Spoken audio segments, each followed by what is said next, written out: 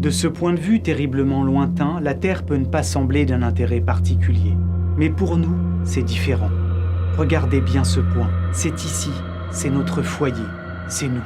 Sur lui ont vécu tous ceux que vous aimez, tous ceux que vous connaissez, tous ceux dont vous avez entendu parler, tous les êtres humains qui aient jamais vécu, ont vécu leur vie, ici. Toute la somme de nos joies et de nos souffrances, des milliers de religions aux convictions assurées, d'idéologies et de doctrines économiques, tous les chasseurs et cueilleurs, tous les héros et tous les lâches, tous les créateurs et destructeurs de civilisations, tous les rois et tous les paysans, tous les jeunes couples d'amoureux, tous les pères et mères, tous les enfants pleins d'espoir, les inventeurs et les explorateurs, tous les professeurs de morale, tous les politiciens corrompus, toutes les superstars, tous les guides suprêmes, tous les saints et pécheurs de l'histoire de notre espèce ont vécu ici, sur un grain de poussière suspendu dans un rayon de soleil.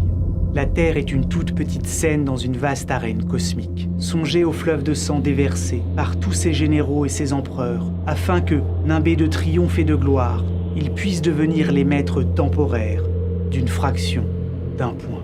Songez aux cruautés sans fin perpétrées par les habitants d'un recoin de ce pixel sur les habitants à peine distinguables d'un autre recoin, comme ils peinent à s'entendre, comme ils sont prompts à s'entretuer, comme leurs haines sont ferventes.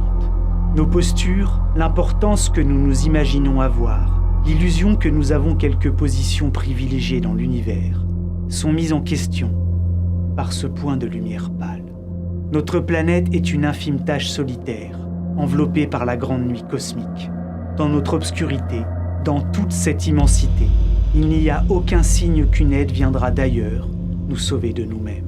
La Terre est jusqu'à présent le seul monde connu à abriter la vie. Il n'y a nulle part ailleurs, au moins dans un futur proche, vers où notre espèce pourrait migrer.